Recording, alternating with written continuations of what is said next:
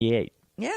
And I know myself, I do not allow anything in my savings account to cover any transactions onto my checking account if it goes over, because, then your savings account also gets withdrawn if something happens. In addition to that, I think that's a nice little treat that the banks give you, because you still get charged for the overage. So what's the point? They're still making their money. That's exactly right. Very, very much so. Thank you for sharing that, because I did not know that you could do that with the bank. Yeah. That you could In get fact, an extra I even code. heard they will issue you a lower credit amount card specifically for buying online. And that card will not work on, let's say you go to 7-Eleven to buy gas. It won't work there. It only works online. So that's something you might want to investigate with your own bank. It's good protection, because I do know that's one of the biggest fears that people have when they go online. They don't like to shop or they want to buy, but they don't really want to shop online because of those security risks. And I mean, yes, if you're using a credit card, you can dispute it, but still there's paperwork. It's a headache. It's inconvenient, because they're going to cancel your card, so you're going to be without your card for however long it takes till you get your new card. Yep. Unless it's a local bank that can issue you a card, right there. But again, then you have to go to the bank. You have to wait for them to do that. It is a hassle. So if you eliminate the problem before it begins, then you're ahead of the game. Now I know that's a great way to protect your debits and your credit card online. What about protecting your PC from malware? Well, now that's a whole nother ballgame. Because we do recommend that you keep and maintain a good antivirus. But I'm going to tell you right now that for all practical purposes, they're almost inert anymore. Because the malware that's coming through, and let me explain what malware is. Okay. It is a combination of malicious software. So we call it malware. And that would encompass viruses, trojans, spyware, adware, nagware, encryptionware. I mean, there's so many different types of malware. So we just use that one term to encompass all of that. Well, you mentioned about what just happened to the one client of yours on Facebook where they saw this 800 number. Is there something that maybe a point or a tip that you can give our audience and what they need to look for if, so that they don't call those numbers or they don't click on anything online? Absolutely. And one of the things that I've noticed is they're specifically targeting, I mean, everybody's a target, but they are specifically targeting elder white women in assisted living facilities. Ooh. Now, as you know, if you have an elder, they're always hungry for conversation.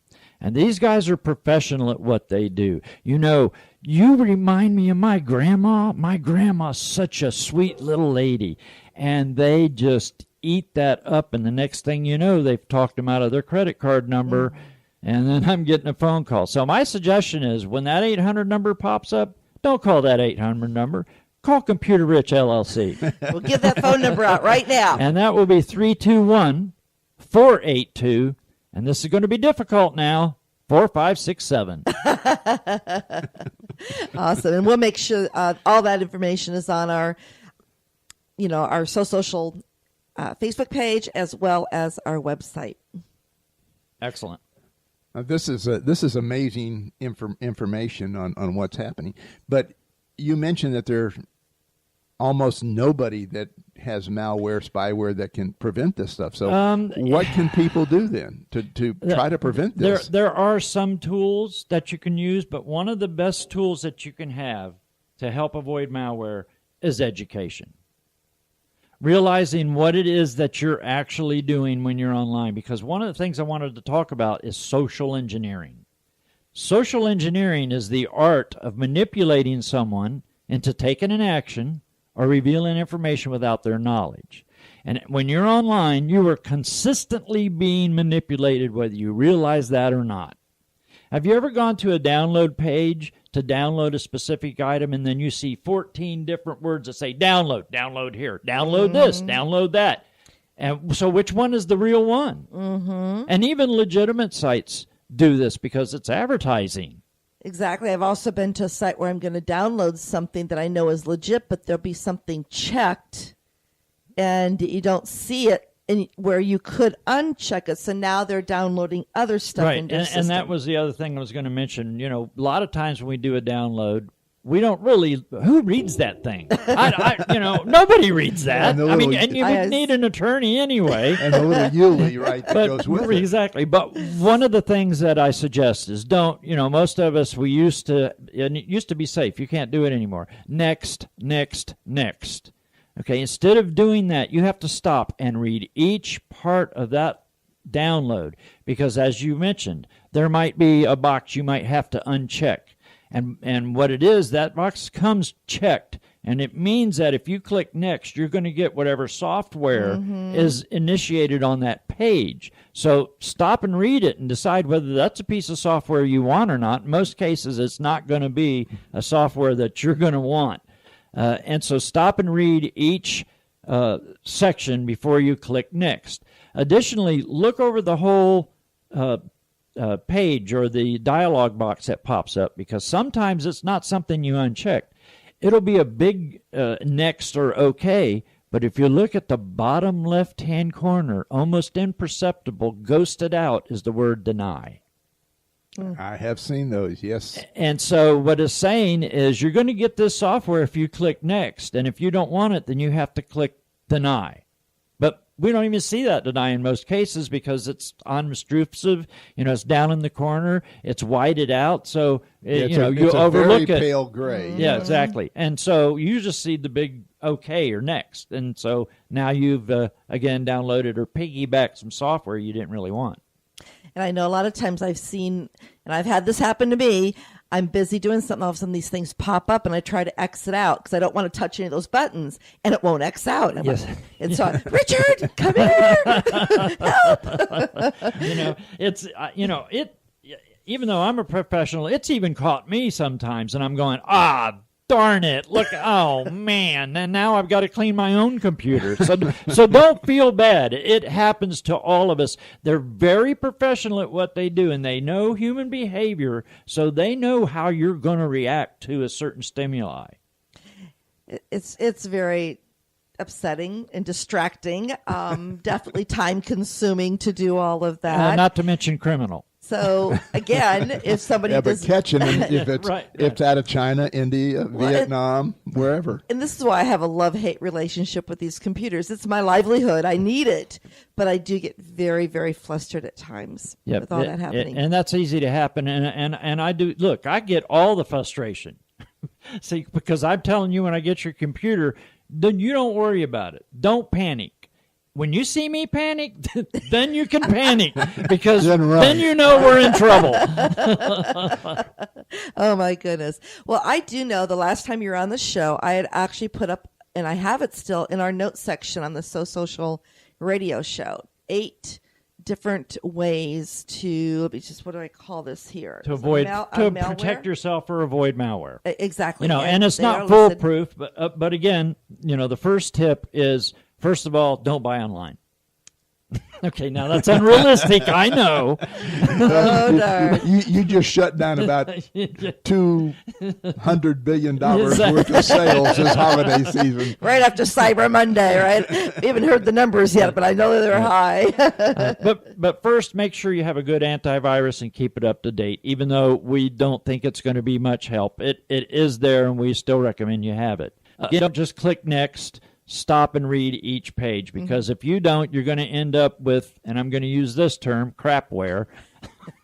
Which is almost worse than malware. Yes, exactly. It just keeps showing back up. And well, all of these are all designed to make somebody money.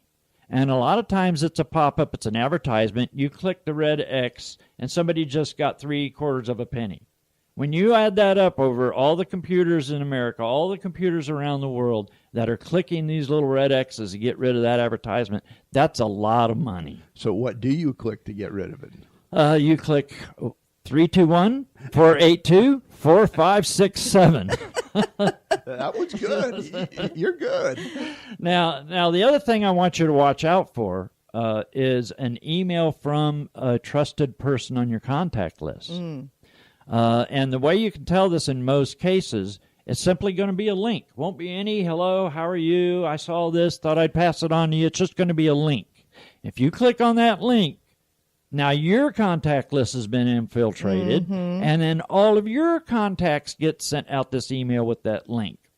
The other thing is you can go to the address where it came from, John Doe, but it doesn't say John Doe at the address. It says 12789Q at whatever.com, and that's where it really came from, and that's one of the indications to show that this is not something you want to click on.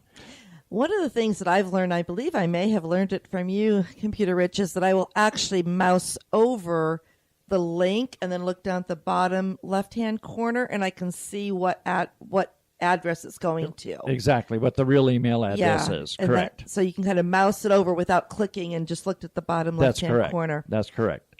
The other thing is watch out for emails from your bank. They look just like they're from your bank, and it's going to say something to the effect that your account has been suspended due to suspicious activity, and to correct this, please click here and log in with your username and password. Banks don't do what do that. you think about that? Hey, if somebody's sitting out there 70, 80, 90 years old, that's correct. All of a sudden you're panicked. That's exactly right. Yeah, banks don't do that, for one, and just same with the credit card company. Right. The bank's never going to send you something unsolicited. Exactly. Now, if you request it or you agree to accept their offers, then yes, you're going to get those type of emails. But you're almost never going to get an email from your bank telling you that if something like that's going to happen, they're going to send you a letter. They're going to call you on the phone. They're not going to send you an email. The other thing, and I forgot what I was going to say, senior moment. Let's see, where was I? Got the updates there.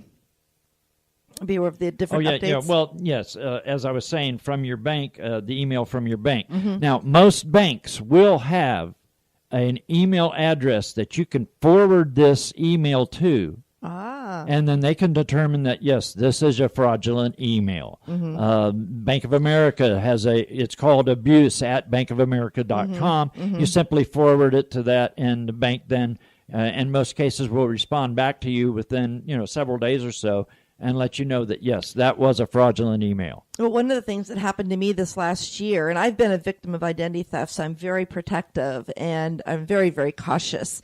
I actually received an email from one of my credit card companies saying that my password had been something along, that they recommended I change it. So I actually called my credit card company and got them on the phone and asked them if they had sent me anything or if this had happened. And of course it had not, but they suggested at that time that I go ahead and make the changes myself by logging onto my account. Correct. And that was that's the other suggestion I was going to make was never click on the link. Go directly to the website, www.mybank.com, whatever it might be. Same with those little pop-ups that say update, like a Java update. Don't click on those. In most cases, they are legitimate, but it's better to be safe than sorry. So instead of clicking on that software update, go to the website, www.java.com as an example, and download the update directly from there. That's when you're going to find out if it really was an update or if that's something you need to call 321-482-4567 to help you out with expert advice. Hey, that's what he does. And I say leave it to the experts. Definitely. I have a customer, bless her soul. She says, you know what? You have job security. Well, I will tell you. But that is the ultimate recommendation, though. Yes. Ultimate compliment, too. Yeah, it is. It is. And I appreciate that. But again, I strive to give that kind of old-fashioned customer service. You remember when you used to go to the gas station and you pull up to the pump and some kid come running out, pumped your gas, washed your windshield, checked your oil? That's the kind of customer service that I still strive in my business. Awesome. And I know it's a rarity these days. You know, it's coming back around. That may not be a bad business idea to do. Good franchise for somebody to put together. Yeah.